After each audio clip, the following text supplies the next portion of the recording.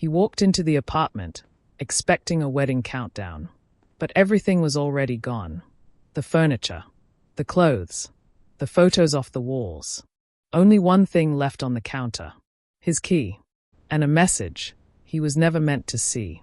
The terrifying part, she had known about the affair for 6 weeks. 6 weeks of sitting across from the two people destroying her life. 6 weeks of dinner conversations. 6 weeks of I love you before bed. 6 weeks of saying absolutely nothing. Because she wasn't waiting to react. She had already left. She just hadn't physically walked out the door, yet. Let me take you back. Maya and Daniel, 4 years together. Shared apartment, joint savings account, wedding date circled on the kitchen calendar 6 months out. Everything looked exactly like it was supposed to. And Priya, Maya's best friend since college. Maid of honor. The woman who sat with her for 3 hours, helping pick out the engagement ring Daniel eventually put on her finger. The night it all came apart. Daniel was asleep. His phone lit up on the nightstand. Maya reached over, just checking the time. And there was Priya's name on the screen. She read the thread. All of it. The hotel.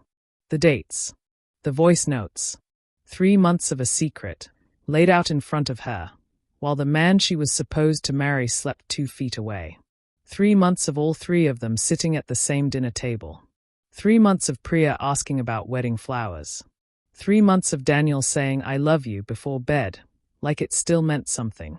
Sometimes, minutes after texting Priya. There was one voice note in the thread. Daniel's voice. Sent to Priya at 11 p.m. on a Tuesday. Maya recognized the date. That was the night he'd told her he loved her twice before she fell asleep. She put the phone back on the nightstand. Here's what most people do at this point. They wake him up. They scream. They screenshot everything and blow the whole thing open. That same night. Maya put the phone back exactly where she found it. Walked to her side of the bed. Lay down next to him. And stared at the ceiling until morning. Not because she wasn't devastated. She was completely destroyed inside. But somewhere between the nightstand and her pillow, she understood something most people miss in that moment. The second she confronted him, she lost. He gets to react. He controls the narrative. He decides what happens next, whether that's begging, deflecting, or rewriting the story entirely. And suddenly she's the one managing his emotions, while her entire life burns down around her. She wasn't going to hand him that. So she didn't say a word. She just started planning. That same week, she walked into a financial advisor's office. Someone with zero connection to their shared life. No mutual friends. No overlap. She found him through a Google search from her work computer on a Tuesday lunch break. She sat down and said, I need to know exactly what I can move, what I can protect, and how fast I can do it. The advisor pulled up their joint account. Maya had been depositing into it for 2 years.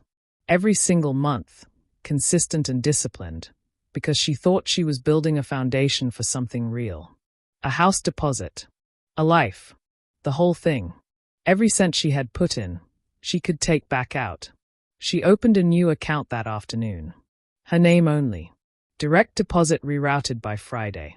No drama, no flags, no conversation required. Just a form and a signature, and it was done. But she wasn't done yet. She called the wedding venue next. Got the cancellation window and the refund breakdown. Wrote every number down in a small notebook she kept in her work bag. Not in her bedside drawer. Not in the apartment at all. Somewhere Daniel would never have a reason to look. Then she called the caterer. The florist. The photographer, whose deposit she had personally paid from her own account before they ever opened a joint one. One call at a time. From her car. Lunch breaks. Windows up. Voice low enough that anyone walking past the car wouldn't hear a word. By Thursday, she had a complete picture of everything. What she owned outright, what she'd contributed to jointly, and what she could walk away with cleanly, without a single argument needed. It was more than she expected. And Daniel, that same Thursday evening, he sent her a voice note, said he'd been thinking about her all day, couldn't wait to get home, was going to pick up food on the way. Should he get the Thai place she liked? She listened to the whole thing. Set her phone on the desk. Typed back, "Yes please. Love you." Then went back to her spreadsheet. He had no idea what was already happening. The woman asking him to pick up pad thai was the same woman who had spent the last 5 days quietly, methodically making sure she never needed anything from him again. She wasn't reacting. She was executing. That Friday, Priya texted, "Miss you. Can we do brunch Sunday?" Maya replied in 2 minutes, "Yes. Been too long." They met at the same place they'd been going to for years, a corner spot 10 minutes from Maya's office, exposed brick, a window table they always claimed as theirs. The waiter recognized them, brought their usual drinks before they ordered. They talked about a reality show they were both watching. Priya complained about her commute, a work situation, a guy she'd briefly been seeing who'd disappeared without explanation. Maya listened, asked follow-up questions, refilled Priya's water glass without being asked. Same as always. Priya asked about the honeymoon. Maya said they were thinking Santorini. She'd been looking at cliffside hotels with infinity pools overlooking the caldera. The real ones, not the tourist traps. Priya said it sounded absolutely perfect. Said she was so happy for her. Then she asked to see the seating chart. Maya pulled it up without hesitating. Slid her phone across the table, like she had nothing in the world to think about. Priya was in the front row, right next to Maya's mother. Maya watched her scan it, watched the smile, watched her say, "This is going to be so beautiful." Maya smiled back, ordered another coffee, sat there for another 40 minutes while Priya talked about a deep burgundy dress she'd found for the rehearsal dinner. Had Maya seen it? She should send it over. Maya said she'd love to see it. And on the drive home, she pulled into a parking lot and broke down so hard she had to grip the steering wheel just to stay upright. Knuckles white. The kind of crying that doesn't announce itself. It just arrives and takes over your whole body until there's nothing left to do but let it. 20 minutes before she could see clearly enough to drive. Because people get this story wrong, they assume Maya was cold. She wasn't. She was completely, privately shattered. This was the man she had built her entire future around. And this was the woman she had called first. First, always first, every time something good, or terrible, or confusing had happened in her life, for nearly a decade.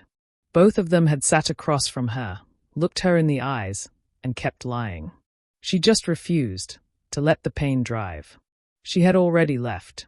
She just wasn't done yet. Week 2.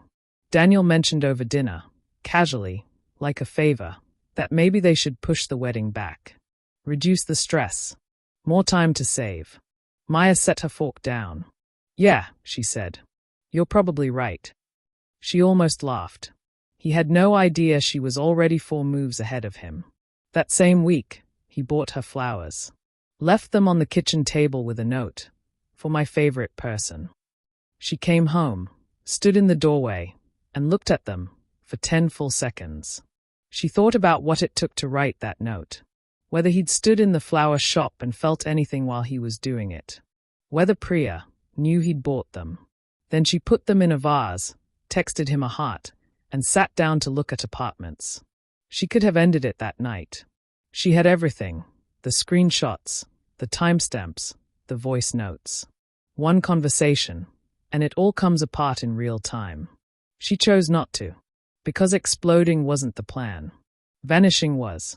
And this is where it gets interesting. She wasn't even angry anymore by this point. The anger had already burned through and passed.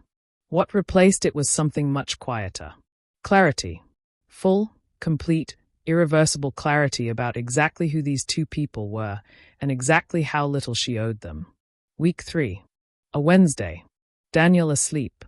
Maya at the kitchen table at midnight, laptop open. Without thinking, pure muscle memory, the same reflex she'd had for 4 years, she reached over and picked up his phone.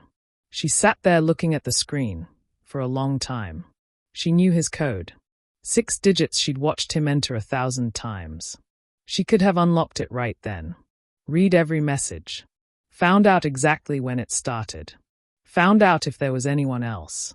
Gotten every detail she didn't already have. All the answers to questions she'd been quietly asking herself for weeks. Her thumb hovered over the screen. She put it down. She didn't need more evidence. More details wouldn't build a better exit. They'd just give her more things to carry out the door. She'd already made the decision that changed everything. Every piece of information after that was just wait. She closed the laptop. Went to bed.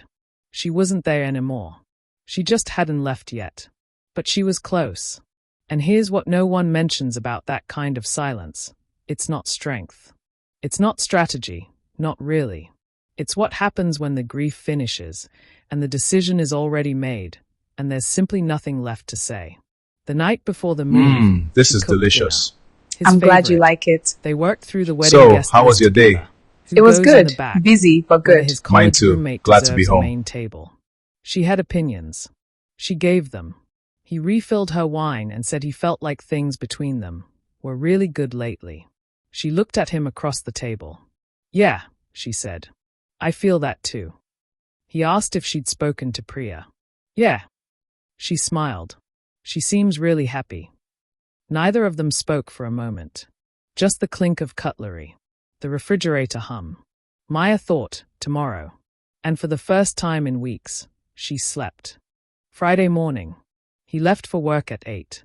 She stood at the window and watched his car back out of the parking space, pull onto the street, and disappear around the corner. She stayed there for a moment after it was gone, hand on the curtain, the apartment still quiet around her. For years of mornings. This was the last one. Then she called the movers. By 2 in the afternoon, it was done. Her clothes, her books, her documents, the art she'd bought before she ever met him, all of it gone. She left everything that was his, everything in the gray area. She wasn't there to punish him through possessions. She was just done. She left his key on the kitchen counter. No note. No explanation. Just the key. Then she sat on the floor of the empty living room. The couch was his, and she wrote the message. Not to Daniel. To Priya. 3 paragraphs. That's it. The first, I know. I've known for a while. I didn't say anything because I was deciding how to leave, not whether to. She wasn't waiting for a confession. She wasn't hoping he'd come clean on his own. She had already decided. Everything else was just making sure she left with what was hers. The second paragraph was about their friendship. Not accusations, specifics. Exact moments. The kind of detail that only exists after nearly a decade with someone. She wanted Priya to understand, precisely, clearly, with no room to soften it, what she had thrown away. And the third. Short. I'm not sending this to hurt you. I'm sending it because you should know I saw you clearly, maybe more clearly than you ever saw yourself. I hope that matters to you someday. I won't be around to find out. She forwarded the exact same message to Daniel. No extra words. Blocked them both. Phone face down. Went to make tea, in her new kitchen. Daniel came home to an empty apartment and a key on the counter. He called immediately. No answer. Called again. Nothing. Texted 17 times in the first 30 minutes alone. Nothing. He tried from a friend's phone. She'd blocked that too. His work phone. His mother's cell. His college roommate. Anyone he thought she might still pick up for. She didn't answer once. He still didn't know about the message. Didn't know Maya had already sent it.